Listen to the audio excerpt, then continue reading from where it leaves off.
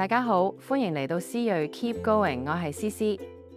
而家你人生去到身處邊個階段啊？啱啱踏入社會，未搞清楚點樣儲錢同投資，已經打滾幾年，但係每個月都做月光族，甚至仲被卡數、貸款追住跑。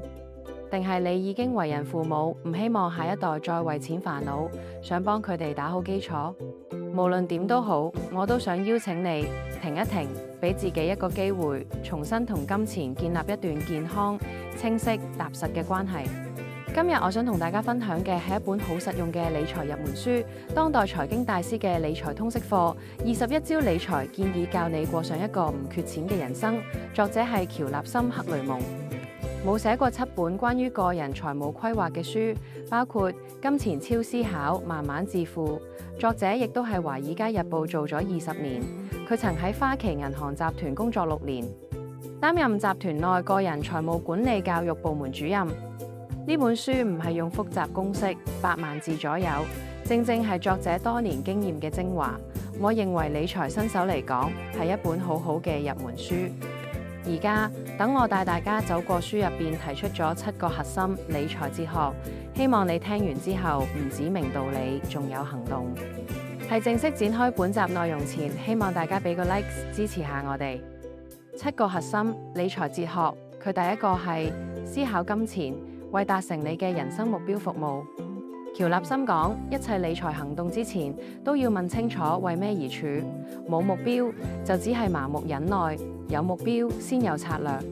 睇下好簡單嘅例子，你買機票係為度假定出差，目的不同，選擇就不同。理財都一樣。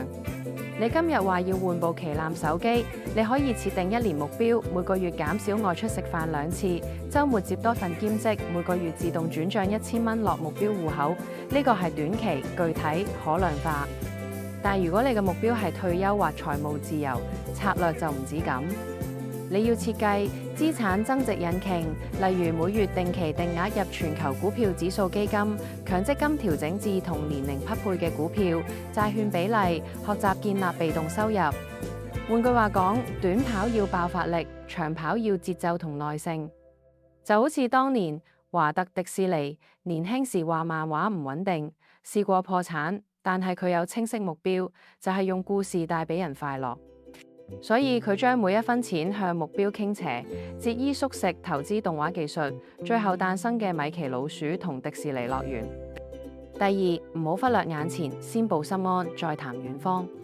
好多人一講理財就掛住小朋友將來讀大學，自己退休幾多錢，結果日日活喺焦慮入邊，眼前嘅低效同不便係會吞噬你嘅生命同財務。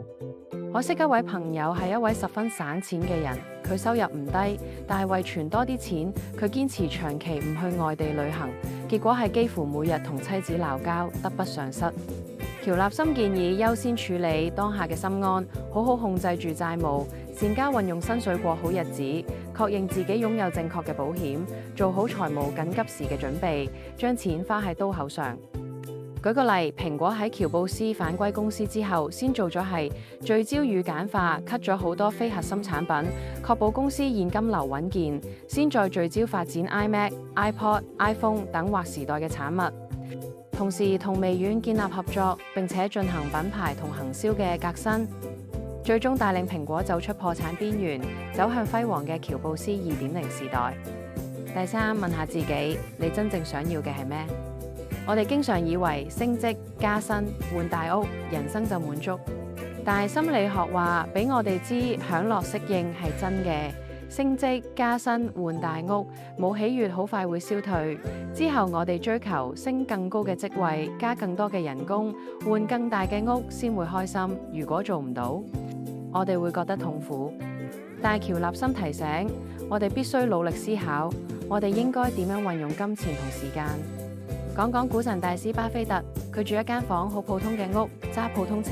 其實以佢嘅身家，可以住一間房好大嘅屋，揸好豪華嘅車。但佢冇咁做，因為佢真正熱愛嘅係研究企業複利增長，而唔係炫耀性消費。佢用錢服務佢嘅熱情與價值。第四，承認金錢係情緒化。你有冇試過定期定額咁儲錢？可惜同時你又發現好難做出理性嘅投資。作者話，我哋就必須採取嗰啲能夠幫我哋達成目標嘅策略，而且要始終如一地執行訂立咗嘅策略。第五，你睇財務版圖比你想象大。理財唔只係股票、債券、基金，我認為仲包括債務結構、住屋決策、人力資本、對仔女嘅財務承諾、稅務籌劃、風險管理。買車就係好例子，無可否認，好多國家嘅地方好大，冇自己嘅車代步，生活係十分困難。但係咪值得花幾十萬甚至乎百幾萬買一部豪華跑車，定係買一部普普通通幾萬嘅車嚟代步就可以呢？第六，專注可控，放下不可控。市場升跌、地緣政治、通脹走勢，你控制唔到，你控制到佢係儲蓄率、支出結構、資產配置、自我增值。面對波動嘅反應，書中作者嘅建議係唔好去擔心嗰啲我哋無法控制嘅事，專注於自己可以控制嘅事，以更務實嘅態度嚟管理金錢。如果我哋咁樣做，通常都會有更好嘅回報。第七，單純化往往係最強策略。你未必需要聽得明，信用違約交換、期貨逆價差、抵押債券，長期回報最可靠嘅方法往往係低成本指數基金、定期定額再平衡，保持成本低，簡單理財策略。如果我哋堅持單純嘅策略、單純嘅投資，我哋反而更有機會搞熟當中原理嘅係，到咗市場動盪嘅時候，我哋先至能夠更堅持。以上嘅7項理財哲學主導咗作者嘅思維，影響咗佢嘅理財態度。最後，作者都提到每一個人嘅財務狀況都唔一樣，所以書中嘅建議並唔一定完全適用於所有人。但係做出決定之前，每個人應該要思考幾條問題：一、你所能承受嘅風險係幾多？2、你嘅理財嘅最終目標係咩？3、你嘅收入同積蓄有幾多？4、你嘅稅務級別係點？5、你係自己做投資定係依賴投資顧問等等嘅因素。最後，我認為理財唔係追求有幾多錢，而係打造一種你喜歡、你掌控、你安心嘅生活。喬納森用7個哲學幫我哋把雜音變成節奏，把焦慮變成行動。你唔需要一步登天，只要今日比尋日行嘅路越嚟越清楚、越嚟越踏實就可以。